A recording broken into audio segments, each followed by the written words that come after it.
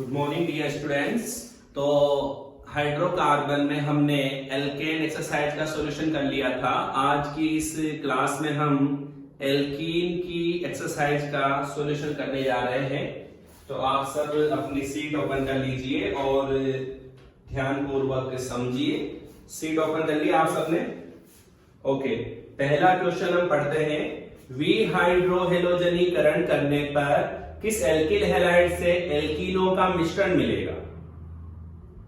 देखो, विहाइड्रोहेलोजनीकरण करने पर एक से अधिक प्रकार के एल्कीन मिले और ये तभी पॉसिबल है जब एल्किल हैलाइड में एक से अधिक प्रकार के बीटा हाइड्रोजन प्रेजेंट हो।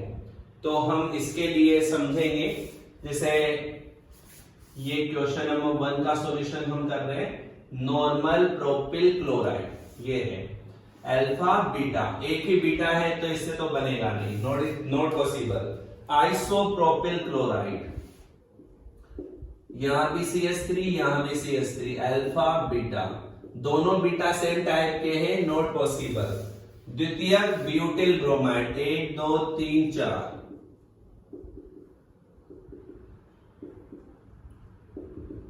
अल्फा बीटा बीटा, तो ये बीटा 1 हो गया, तो ये बीटा 2 हो गया, इसी से पॉसिबल है। तो इसका आंसर क्या जाएगा? थर्ड। अगले को चेक करने की आवश्यकता ही नहीं पड़ेगी। तो एक बात ध्यान रखना बच्चों, ऑर्गेनिक में आप क्वेश्चन तभी सोल्व कर सकते हैं जल्दी जब आपको नोमेनक्लेचर एंड स्ट्रक्चर अच्छी हो, मतलब दिए गए यौगिक के बारे में आपको पता हो। अगर आप नॉर्मल प्रोपिल क्लोराइड ही नहीं बना पाते तो कहां से आंसर आएगा आपको? ये इसीलिए नोमेनक्लेचर का बहुत अच्छा नॉलेज होना चाहिए। नॉर्मल प्रोपिल क्लोराइड क्या है, आइसोप्रोपिल, द्वितीयक ब्यूटिल, ये बनाने आने चाहिए। क्वेश्चन नंबर 2, निम्नलिखित अभिक्रिया में उत्पाद ए व बी का समूह निम्न है।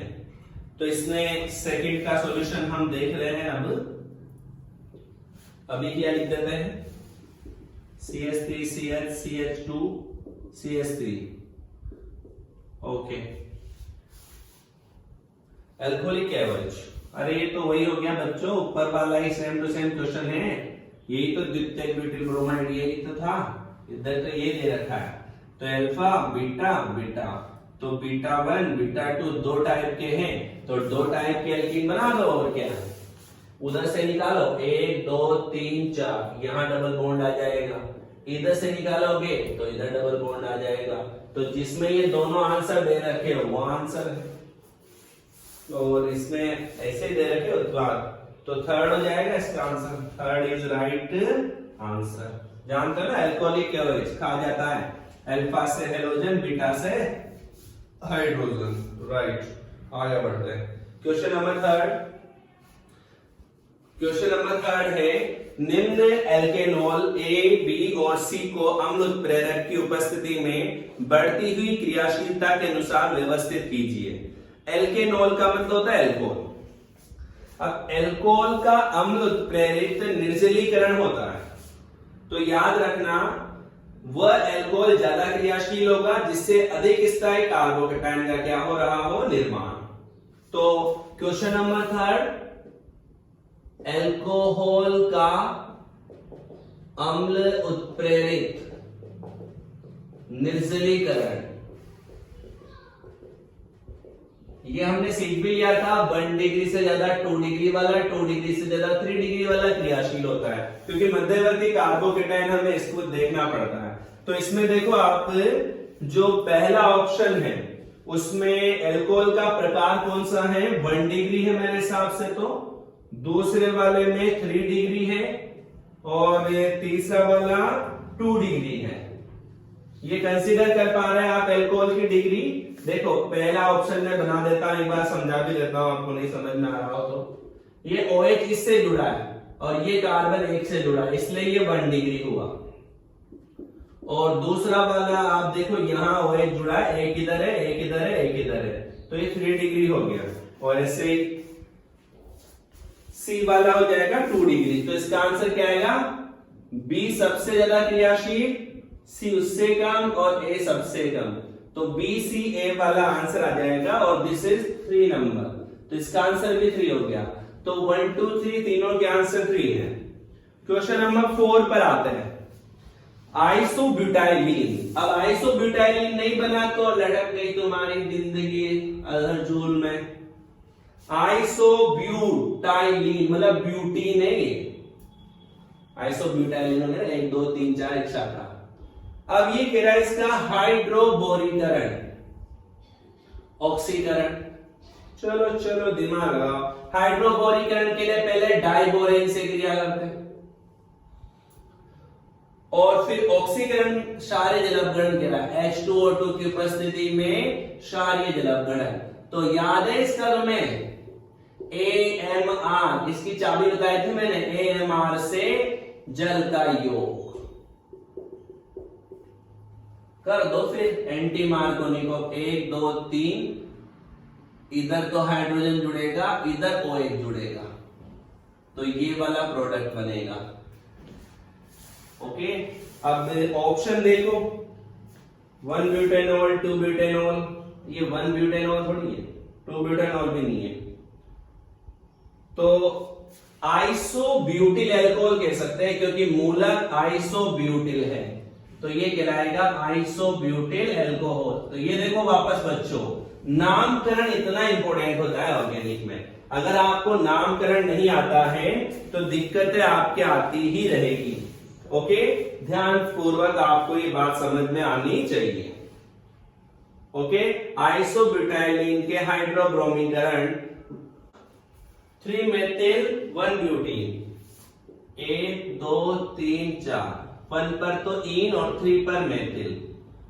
ओजोनी अपघटन कर रहा है, इसमें ओजोन से क्रिया, फिर ZnH2O। अभी कर्मक तो याद कर लो अगर तुम्हें जिंदा है ना, वरना 12th में तुम्हारा तोते उड़ जाएंगे।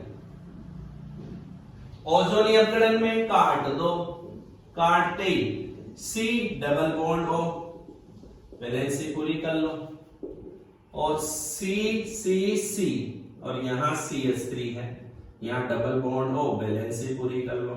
तो ये तो बना एल्डिहाइड है तो मेथेनेल, और 1 2 3 2 मेथिल प्रोपेनेल। कॉन्सेप्ट आपको आता होगा तो क्वेश्चन तो बहुत आसान होते हैं। देखो क्वेश्चन कठिन नहीं होता। ऐसा ऑप्शन देखो, मेथेनेल टू मेथिल प्रोपेनेल, तो इसका आंसर भी थर्ड ही आया है। अभी तक तो थर्ड आ रहे, थर्ड की लॉटरी निकल गई आज तो। क्वेश्चन नंबर 6, कौन सी एल्कीन ओजोनीकरण द्वारा केवल एसीटोन देती है? केवल एसीटोन दे। ओके, ऑप्शन से चलना पड़ेगा, इसमें हमें ऑप्शन देखने पड़ेंगे। तो ऑप्शन नंबर 1 है आइसोब्यूटाइलीन। आइसोब्यूटाइलीन वही अभी बनाई थी। केवल एसीटोन नहीं बन सकता क्योंकि इस वाले से ये CH2 डबल बॉन्ड हो, इधर डबल बॉन्ड हो, तो ये तो एसीटोन ही है लेकिन ये एल्डिहाइड हो गया, तो दिक्कत है, ये सही नहीं हो सकता। केवल एसीटोन बोल रहा है।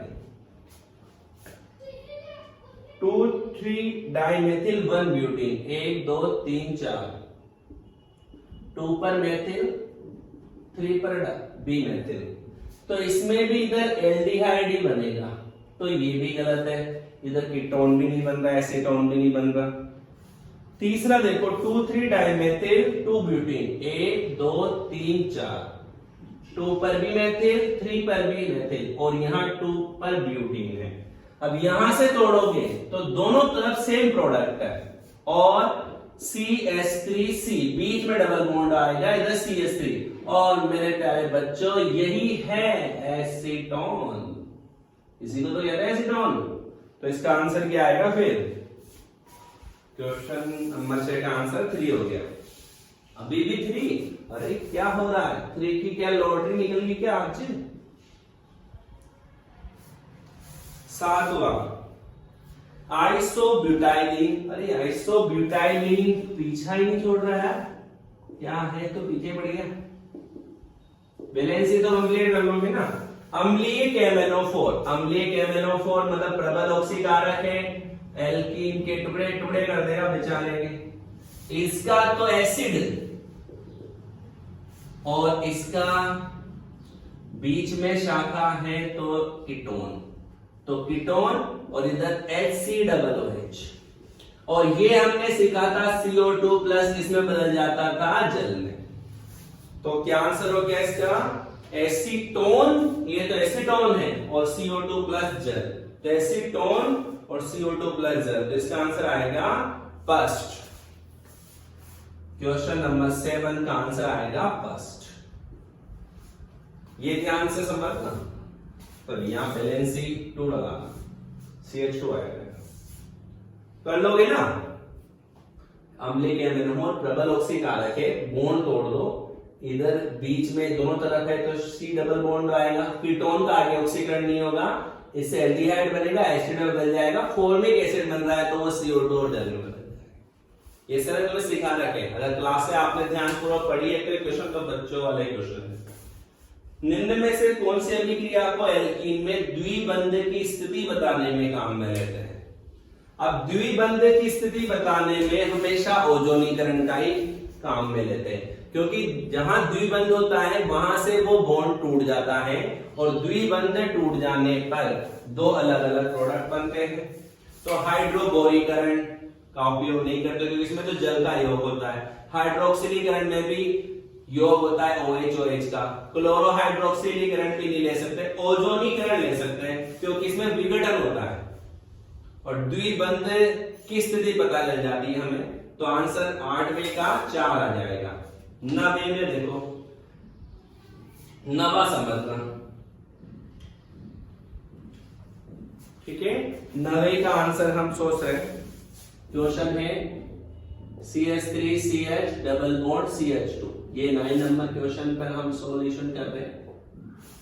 डाइल्यूट दिल वाला सल्फ्यूरिक अम्ल, दिल जले तो जल का योग होगा, दिल वाला सल्फ्यूरिक अम्ल आ गया तो जल का योग। किस नियम से? मार्कोनिकोव के नियम से। कर दो, CH3CH, यहां OH, यहां CH3, फिर दिया B2H6, है ना, और H2O2 और क्षार, तो ये हो गया हाइड्रोबोरीकरण, ऑक्सीकरण। नहीं, ये इसमें नहीं है, ये तो A बन गया, A नंबर रिएक्शन ये। B वाले में बात कर रहे हैं, B वाले में भी यही था, और यहां B2H6 दे रहा है पहले, फिर रिएक्शन कर रहा है H2O2 और OH माइनस से, तो ये हो गया ना, इसमें एंटी मार्कोनिकोव नियम से जुड़ेगा, तो CH3 CH2 CH2 OH, इसमें इधर जुड़ना है। अब वो कह रहा है A और B आपस में क्या है, अब आप ही बताओ, मुझे तो नहीं आता। इसमें OH ये बना A प्रोडक्ट, ये B बना, यहां OH नंबर 2 पर है, यहां OH नंबर 1 पर है, तो ये दोनों आपस में क्या हो गए? स्थिति समावयवी। कौन से समावयवी हो गए? स्थिति। ये प्रोपेन 2 ऑल होगा और ये प्रोपेन 1 ऑल होगा, तो दोनों आपस में क्या हो गए? स्थिति समावयवी। तो ये 9वां क्वेश्चन हो गया। इसके बाद 10वां,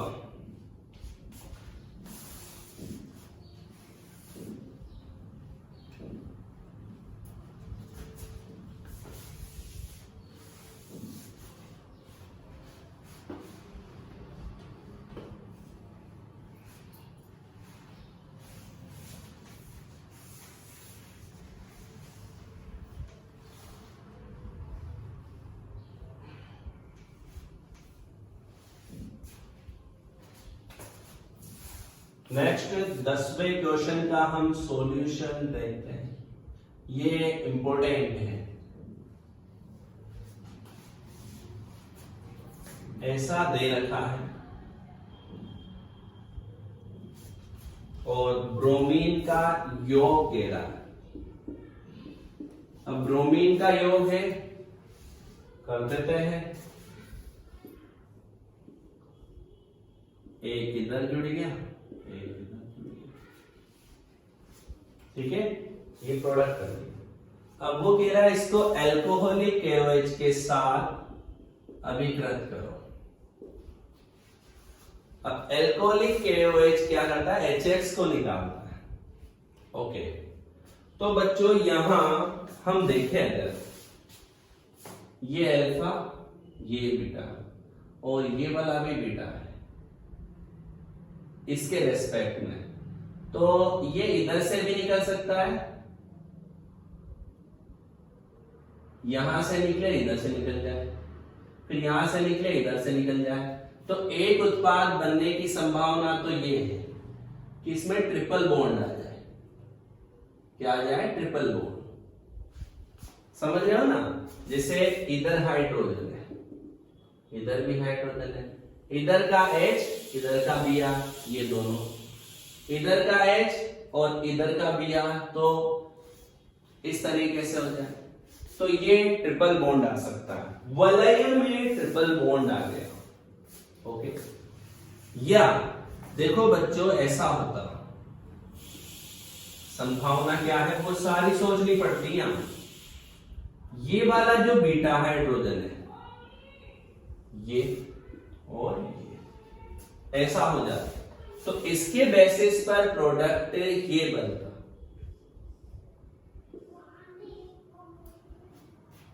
ओके, दो उत्पाद बने, उत्पाद नंबर 1, उत्पाद नंबर 2। ठीक है, यहां ये जो है sp संकरण आ गया, और sp संकरण की आकृति रेखीय होती है, और आप देख रहे हैं यार रेखीय नहीं है बॉन्ड, ये बॉन्ड तो इधर जा रहा है ऊपर, तो हम ऐसा कहेंगे कि यहां विकृति अधिक है, विकृति अधिक है, यह अस्थायी होगा। जबकि यहां sp2 संकरण है और sp2 संकरण में समतल त्रिकोणीय रहती है, तो इस तरीके से समतल त्रिकोणीय तो ये व्यवस्थित हो सकता है। विकृति कम है तो ये अधिक स्थायी होगा, और ये मुख्य उत्पाद माना जाएगा। ध्यान रखना इसमें विकृति सबसे बड़ा ध्यान है कि वहां ट्रिपल बॉन्ड आ गया, वलय में ट्रिपल बॉन्ड वाली वलय ज्यादा स्टेबल नहीं होती, क्योंकि विकृति स्ट्रेन ज्यादा आ जाती है, वलय टूट जाएगी क्योंकि अनस्टेबल माना जाए। और वलय में डबल बॉन्ड हमने अक्सर देखा है, वलय में डबल बॉन्ड हो सकता है। क्वेश्चन नंबर 11 को हम बच्चों छोड़ देते हैं और पहले हम क्वेश्चन नंबर 12 सोल्व करते हैं। क्वेश्चन नंबर 11 को हम लास्ट वाले क्वेश्चनों के साथ सोल्व करेंगे, क्योंकि इसका पैटर्न उनके जैसा है। 12वां क्वेश्चन है, निम्न में से कौन से एल्कीन जलीयकरण का मतलब जलियोजन के प्रति सर्वाधिक क्रियाशील है। सीधी सी बात है, जब किसी एल्कीन पर जलियोजन होगा तो वही इलेक्ट्रॉन रागी योगात्मक अभिक्रिया मध्यवर्ती क्या बनेगा, कार्बोकेटायन। तो जिसमें स्थायी कार्बोकेटायन बन रहा होगा वह एल्कीन अधिक क्रियाशील मानी जाएगी। जैसे ये तो है एथीन, अगला है प्रोपीन, और नेक्स्ट है 1-ब्यूटीन,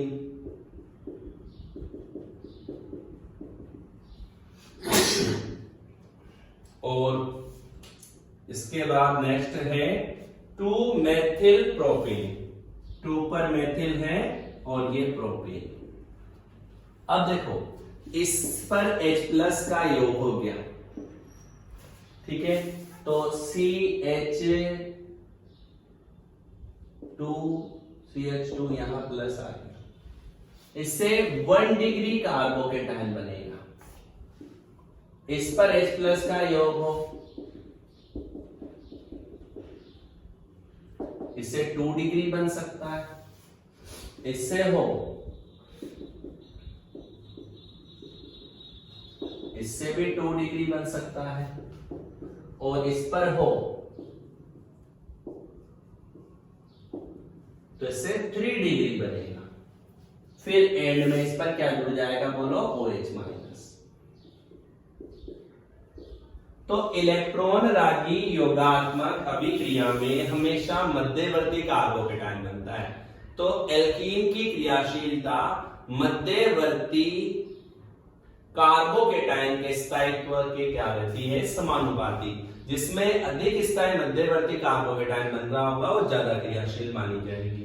अतः इसमें सबसे अधिक स्थायी 3 डिग्री कार्बोकेटायन बन रहा है, तो इसका आंसर क्या आ जाएगा 4।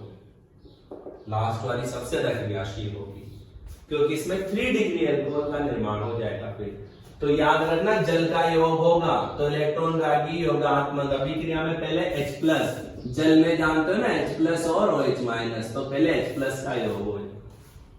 ठीक है, एक डी कॉन्सेप्ट बना लो आप पहले। एल्कीन की इलेक्ट्रॉन रागी योगात्मक अभिक्रिया में मध्यवर्ती कार्बोकेटायन बनता है।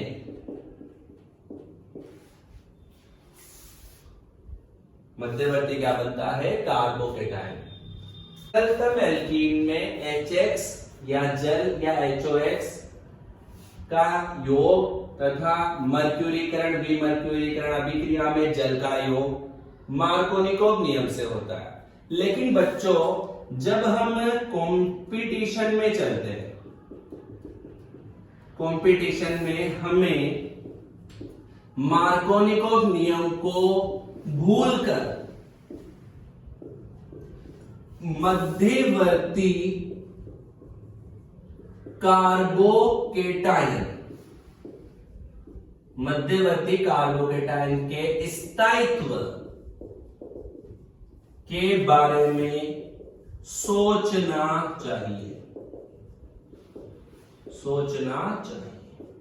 तो मतलब मेरी बात समझना, आप मैं क्या कहना चाह रहा हूं कि 11वीं 12वीं में अगर हम क्वेश्चन सोल्व करते हैं किताबों के, तो वहां पर तो मार्कोनिकोव नियम से ही सारे क्वेश्चन हल हो जाते हैं।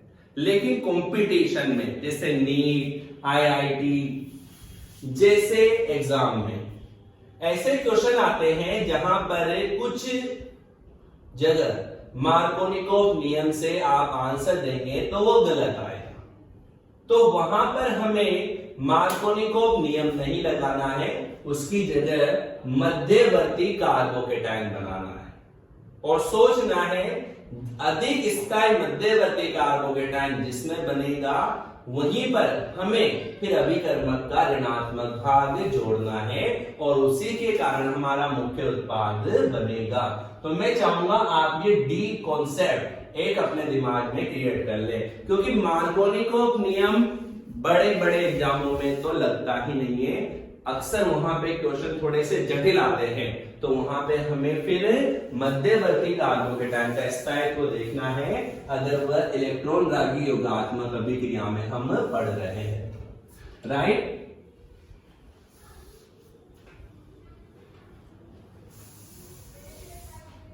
Question number 13।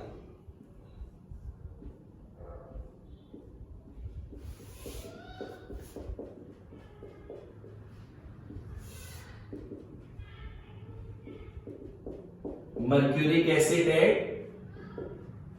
और यहां NaBH4।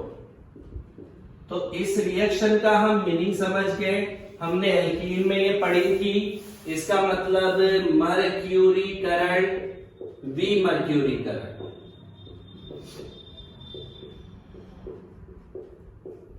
मर्क्यूरीकरण विमर्क्यूरीकरण तो हमने याद किया था मार्कोनिकोव नियम से जल का योग।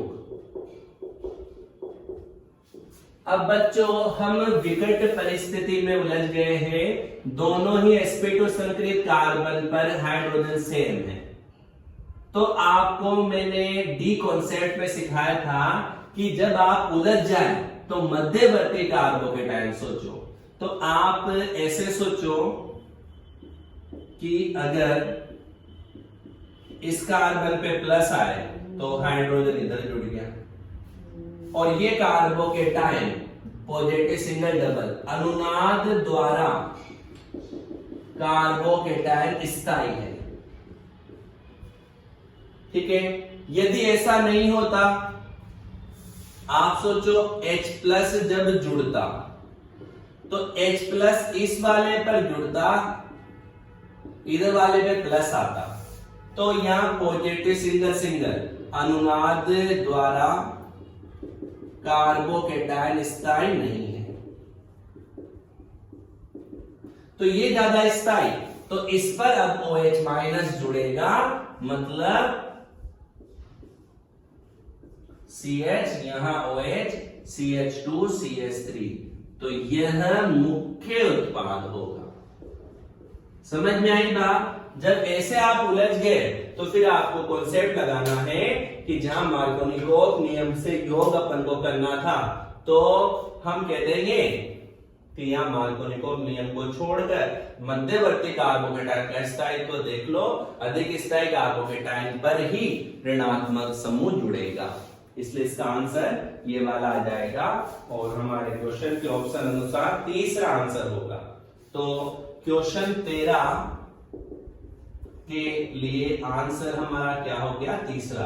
तो ये भी वेरी इंपॉर्टेंट क्वेश्चन है, केवल मार्कोनिकोव नियम से आप इसे हल नहीं कर सकते। क्वेश्चन नंबर 14, आइसोब्यूटीन पर HBr का योग। Isobutene CH3C double bond CH2 CH3, isobutene पर HBr का योग और पेरोक्साइड दे रखा है, तो एंटी मार्कोनिकोव नियम। अब इधर 2 हाइड्रोजन, इधर 0, तो बताओ CH3 CH CH2, इधर Br जुड़ेगा, एंटी मार्कोनिकोव नियम लग जाएगा, राइट? बोलो, तो ये हमारा आंसर आ जाना चाहिए।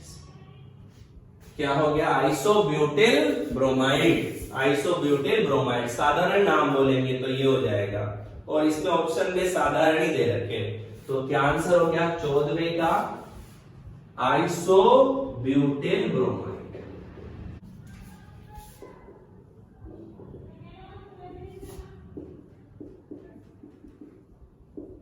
ये आइसोब्यूटिलीन हाइड्रोबोरीकरण B2H6 और ऑक्सीकरण H2O2 क्षार, तो वही क्या है इसका भी रिजल्ट?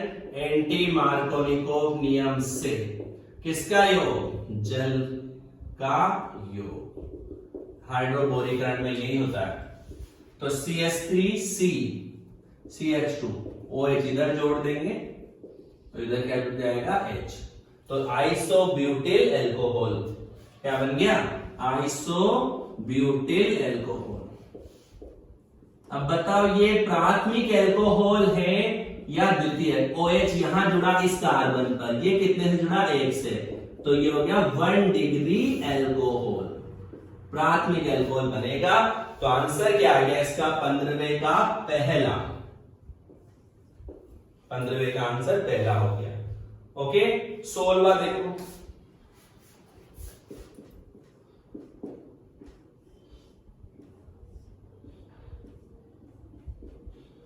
ऐसा दे रखा है और यहां A दे रखा है और कह रखा है कि इधर CH3 आ जाए, इधर OH आ जाए। ओके, तो कुल मिला के बच्चों ये डबल बॉन्ड पर इधर OH जुड़ा, इधर H जुड़ा, मतलब हम कहेंगे कि जल का योग हो रहा है, हो रहा है। ये तो हमने आइडिया लगाया। अब देखो इस वाले कार्बन पर 0 हाइड्रोजन और इस पर 1 हाइड्रोजन, तो इधर हाइड्रोजन ज्यादा है, तो OH उधर जुड़ा है जिधर हाइड्रोजन ज्यादा है, मतलब एंटी मार्कोनिकोव नियम से जल का योग हुआ है। कौन से नियम से? एंटी मार्कोनिकोव नियम से। और एंटी मार्कोनिकोव नियम से जल का योग कब होता है? जब हाइड्रोबोरीकरण ऑक्सीकरण अभिक्रिया करे। एंटी मार्कोनिकोव नियम से जल का योग कब होता है? जब कौन से भी क्रिया हो, हाइड्रोबोरीकरण, ऑक्सीकरण। तो इसका आंसर क्या आ जाएगा? पहला। 16वें का आंसर आ जाएगा पहला। तो इसे कॉन्सेप्ट बनाओ बच्चों। एंटी मार्कोनिकोव नियम से जल का योग हाइड्रोबोरीकरण ऑक्सीकरण में होता है, जबकि मार्कोनिकोव नियम से जल का योग अम्ल उत्प्रेरित जल योजन में होता है, तनु सल्फ्यूरिक अम्ल वाले में। मर्क्यूरीकरण भी मर्क्यूरीकरण में मार्कोनिकोव नियम से होता है, जबकि एंटी मार्कोनिकोव हाइड्रोबोरीकरण ऑक्सीकरण में लगता है। जल का योग करना हो, और ये हमें समझना है जल का योग हुआ या नहीं हुआ। इधर OH आ रहा है तो उधर OH जुड़ा है तो इधर H जुड़ गया होगा, और क्या। इसके बाद क्वेश्चन नंबर 17, निम्न में से कौन सी एल्कीन जल योजन पर तृतीयक एल्कोहल देगी? जल योजन पर तृतीयक एल्कोहल देगी। देखो 2-ब्यूटीन। अब बताओ बच्चों, इसमें तो या तो इधर जुड़ेगा, तो इससे तो क्या बनेगा? 1 2 3 4 ये वाला एल्कोहल, तो ये तो 2 डिग्री होगा, तो ये तो गलत है। आइसोब्यूटाइलिन, ये रहा आइसोब्यूटाइलिन। अब जल योजन बोल रहा है, तो जल योजन बोला है तो हम अम्ल उत्प्रेरित जल योजन की ही बात करते हैं। तो बताओ इसमें अम्ल उत्प्रेरित जल योजन होगा तो मार्कोनिकोव नियम लगेगा, और मार्कोनिकोव नियम से 3 डिग्री एल्कोहल का ही क्या होगा? निर्माण। तो इसका आंसर क्या आ जाएगा? आइसोब्यूटाइलिन।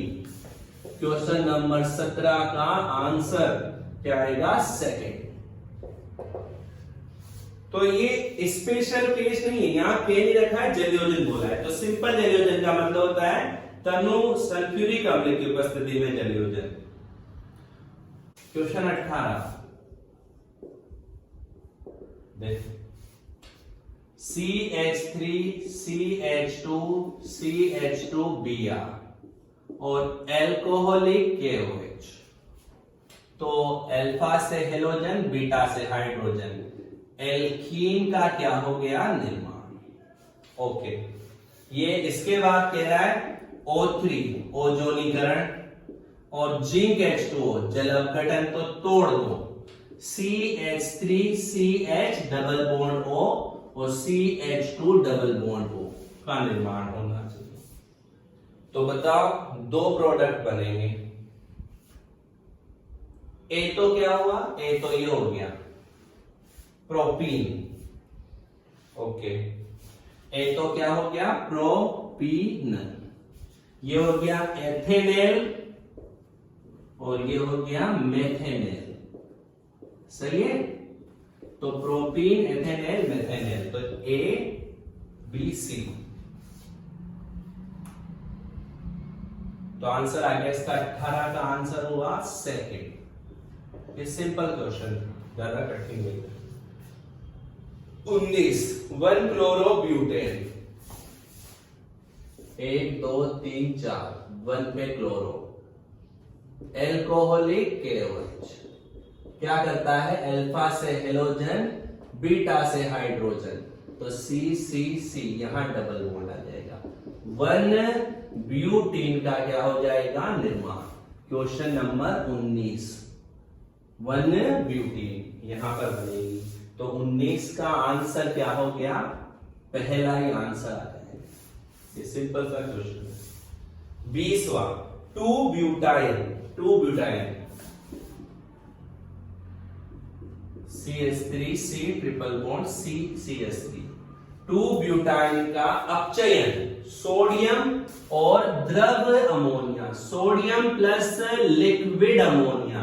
अब याद करो, सोडियम व लिक्विड अमोनिया के केस में आंशिक अपचयन करना था और विपक्ष एल्कीन बनती थी। यदि संभव हो तो क्या बनती थी? विपक्ष। और मुझे लगता है बिल्कुल यहां संभव है। CH3 तो H इधर, तो विपक्ष 2 ब्यूटीन। क्या आंसर आ गया? विपक्ष 2 ब्यूटीन। और यहीं पर लिंडार उत्प्रेरक आता तो समपक्ष 2 ब्यूटीन का क्या होगा? निर्माण। तो 20 का आंसर आ जाएगा फर्स्ट, इसका आंसर आ गया फर्स्ट। तो 20 भी सोल्व हो गया हमारे। 21 देखो, 3 मेथिल 2 पेंटिन, 1 2 3 4 5, 2 पर पेंटीन और 3 पर मेथिल। ओके, ये क्वेश्चन नंबर 21 है, इसका सॉल्यूशन कर रहे हैं हम। 3 पर मेथिल 2 पेंटीन की HOCl के साथ क्रिया, HOCl। ओके, तो HOCl मार्कोनिकोव नियम से योग, अगर देखो और कंपटीशन के अकॉर्डिंग तो मध्यवर्ती कार्बोकेटाइन, इधर जाता तो इस कार्बन पे प्लस 2 डिग्री, इधर आएगा तो 3 डिग्री, तो 3 डिग्री वाले पे माइनस वाला जुड़ेगा और HOCl को ऐसे तोड़ना सिखाया था, ये माइनस ये प्लस, तोड़ दो और जोड़ दो। मध्यवर्ती सोच लिया करो तुम तो बच्चों, इस केस में इलेक्ट्रॉन नेगेटिव का क्या है, गलती होने के चांसेस घट जाते हैं इसमें, क्योंकि यह कंपटीशन का कोई भरोसा नहीं है। 3 डिग्री कार्बोकेटाइन ज्यादा स्टेबल होता है, तो ये उत्पाद बनना चाहिए यहाँ पे। और यह उत्पाद कौन से में बन रहा है बताओ? तीसरे ऑप्शन में है क्या? ऐसा नहीं, चौथे में है, चौथा ऑप्शन ऐसा ही देखो बिल्कुल। तो इसका आंसर आ गया फोर्थ इज आंसर। तो ये भी एक आसानी से क्वेश्चन सोल्व हो जाएगा। क्वेश्चन नंबर 22 सॉल्यूशन देखिए, 3 3 3 1 2 3 प्रोपीन और 3 पर chloro chloro chloro. Okay, HCl का योग। ओके, अब ये बच्चों बिल्कुल कंफर्म है कि ये वाला जो समूह है ये इधर खींचेगा इलेक्ट्रॉन्स को, तो ये ऐसे टूटेगा, कंफर्म, क्योंकि ये इलेक्ट्रॉन आकर्षी समूह है, ठीक है ना। इलेक्ट्रॉन आकर्षी समूह में खींचा तो इधर माइनस आएगा, इधर प्लस आएगा, तो जोड़ दो फिर C, इधर जोड़ेंगे Cl और इधर CH और यहाँ क्या है H, और CCl Cl Cl। तो ये बहुत अलग क्वेश्चन है, इसमें आप मार्कोनिकोव नियम नहीं लगा सकते। मार्कोनिकोव नियम लगाओगे तो मार्कोनिकोव रूल नहीं लगा सकते।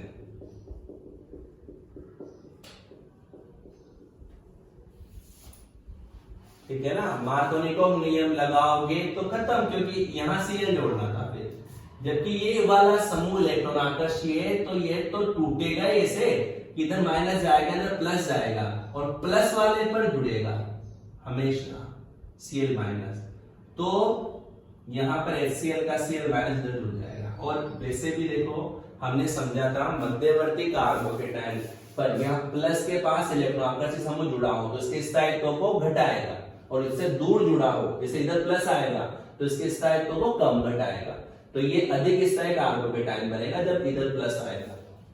तो वही बात, आप कार्बोकेटाइन का स्थायित्व तो यहां पर देख लेना। और वैसे ये इलेक्ट्रोमैग्नेटिक प्रभाव से भी सोल्व हो रहा है। इसके बाद क्वेश्चन नंबर 23, CH3, ऐसा क्वेश्चन है, ठीक है ना। उबलते हुए कैमेनोफोर, उबलते कैमेनोफोर मतलब प्रबल ऑक्सीकारक, और प्रबल ऑक्सीकारक का क्या मतलब है, काट देगा इसको, काट दो। इधर वाला तो एल्डिहाइड बन रहा है, क्या बन रहा है, ये तो CH3, ये तो एल्डिहाइड, और इससे CH3 C double bond O CH3। अब एल्डिहाइड तो आगे एसिड में ऑक्सीकृत हो जाएगा, तो एल्डिहाइड का तो एसिड बन जाएगा और एसीटोन को ही आगे ऑक्सीकृत नहीं कर पाएगा। तो ये तो एसीटोन और वो एसिटिक अम्ल। तो क्या क्या प्रोडक्ट बनेंगे, एसीटोन और एसिटिक अम्ल। तो क्वेश्चन नंबर 23 का आंसर क्या आएगा, पहला आंसर इज फर्स्ट, ऐसा सोल्व हो जाएगा। इसके बाद देखो 24, दी गई एल्कीन के स्थायित्व का क्रम बताइए। दी गई एल्कीन के स्थायित्व का क्रम, एक तो है 1 पेंटीन, ये 1 पेंटीन, ओके। एक है 2 पेंटीन, और 2 पेंटीन में भी एक तो सिस है, सिस 2 पेंटीन, और एक है trans 2 pentene.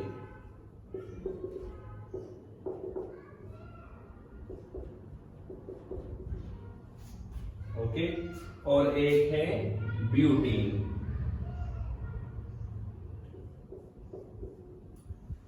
To methyl 2 butene.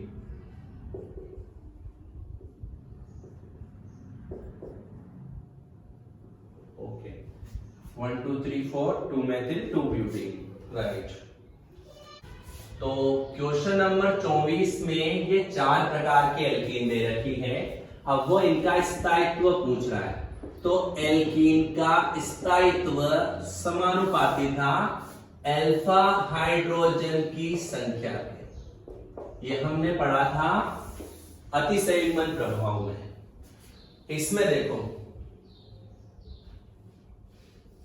और इसमें देखो, तो ये अल्फा, तो इसमें 2 अल्फा हाइड्रोजन, ठीक है। इसमें एक तो ये अल्फा हो गया और एक ये हो गया, तो 5 अल्फा हाइड्रोजन। इसमें एक तो ये वाला और एक, इसमें भी 5 अल्फा हाइड्रोजन। इसमें देखो डबल बॉन्ड के रेस्पेक्ट में ये भी अल्फा कार्बन, ये भी अल्फा कार्बन, ये भी अल्फा कार्बन, 9 अल्फा हाइड्रोजन। तो सबसे ज्यादा स्थायी तो 2 मेथिल 2 ब्यूटीन वाली होनी चाहिए, और 2 मेथिल 2 ब्यूटीन 2 ऑप्शन में, 3 ऑप्शन में आंसर, 3 में नहीं 2 में है। एक तो तीसरे में और एक कौन से में है, चौथे में। अब सबसे ज्यादा स्थायी तो यही आनी चाहिए, और सबसे कम स्थायी 1 पेंटीन। तो सबसे कम स्थायी तो 1 पेंटीन, इससे ज्यादा। अब एक बात ध्यान रखना, इन दोनों में अल्फा हाइड्रोजन सेम है ना, तो याद रखना,